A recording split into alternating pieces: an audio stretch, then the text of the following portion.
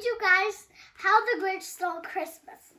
Every Who down in Whoville liked Christmas a lot.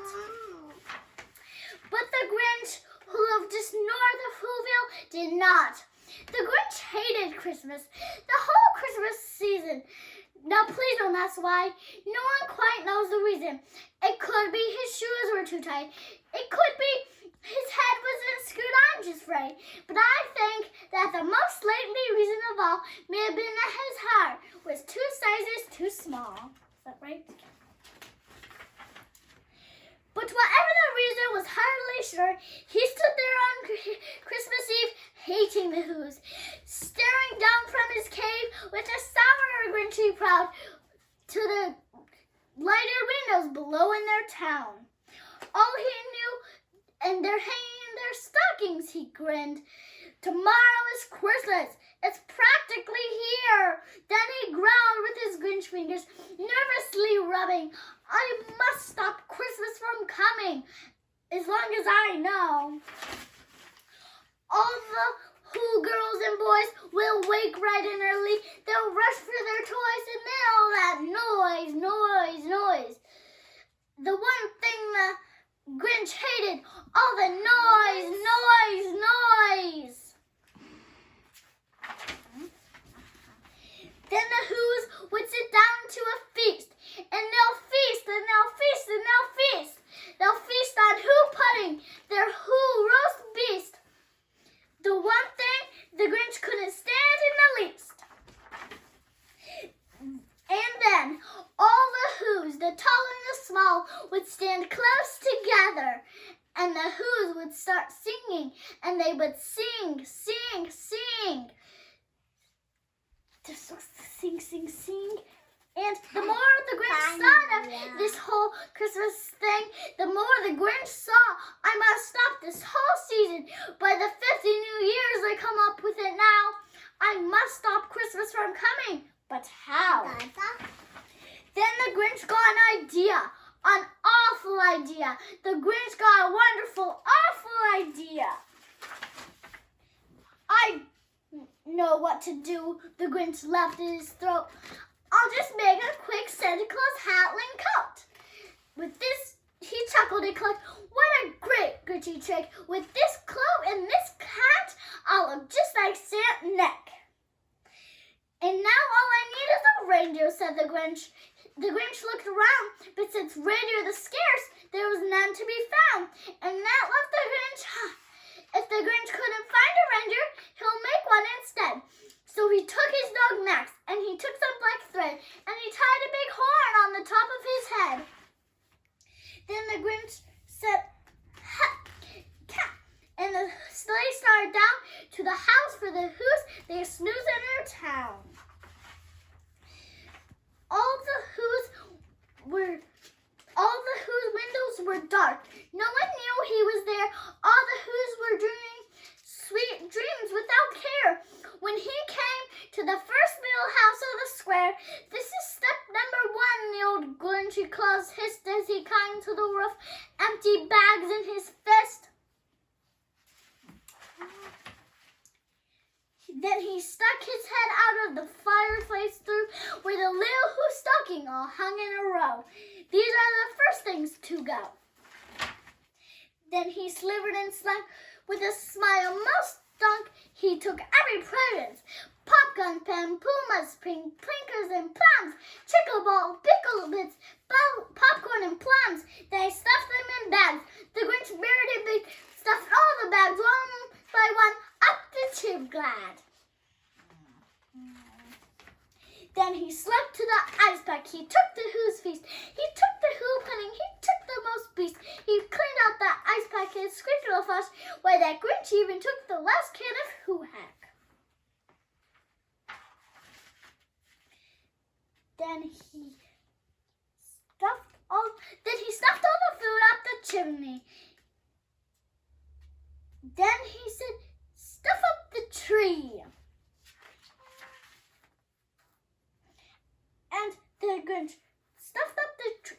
As he started to push, as he started to stuff, he thought he heard a small sound in the dark. He turned around fast and he saw a small who, little Cindy Lou, who was no more than 2. He stared at the Grinch and said, Why, Santa Claus, why are you taking our Christmas tree? But you know that old Grinch is so smart and so slick, he thought about a lie and he thought, Hi, my sweet little tot, the fake Santa Claus lied. There's a light on this tree that won't light on one side. So I'm taking it home to my workshop, my dear. I'll fix it up there, then I'll bring it back here. Then he said, fertile. And he got her drink and he sent her to bed. When Cindy Lou was in bed with her drink, he crept to the chimney and stuffed the tree up.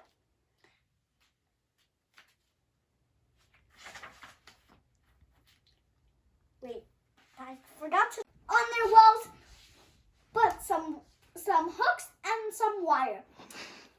And the last thing he took was a log for their fire. And the one speck of food that he had left in the house was a crumb that was even too small for a mouse. Then he did the same thing to the other whose houses, leaving much too small crumbs for the other whose mouses.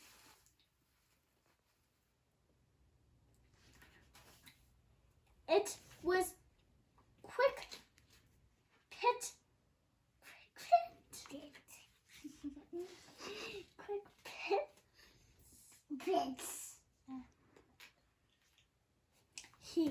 All the windows still, all the who's were in bed. All the who's still, all the who's still a snooze. He picked up his sleigh with all the ribbon, the wrappings, the presents. They said, "Cap."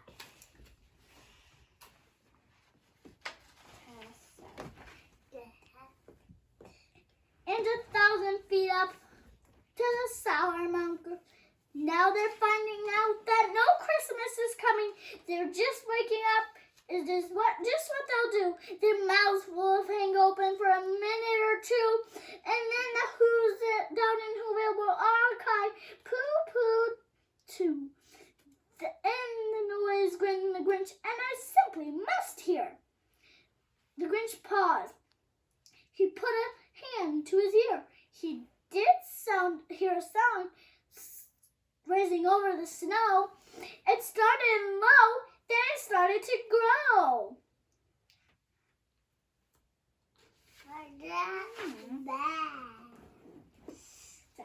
That part I already read. But this sound wasn't sad. Why but the sound sounded glad. He hadn't stopped Christmas from coming. It came just the same. Every who down in Whoville, the tall and the small, were singing without any presents at all. He hadn't stopped Christmas from coming. It came just the same.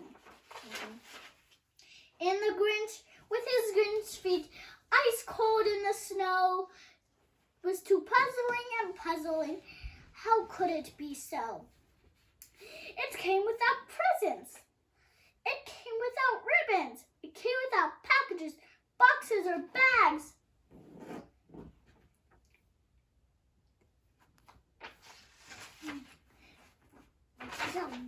And what happened then? What in Whoville, they say, and the Grinch's heart small grew 3 sizes that day. And now that his heart did feel quite so tight, he whizzed with his horn to the bright morning light. With the light.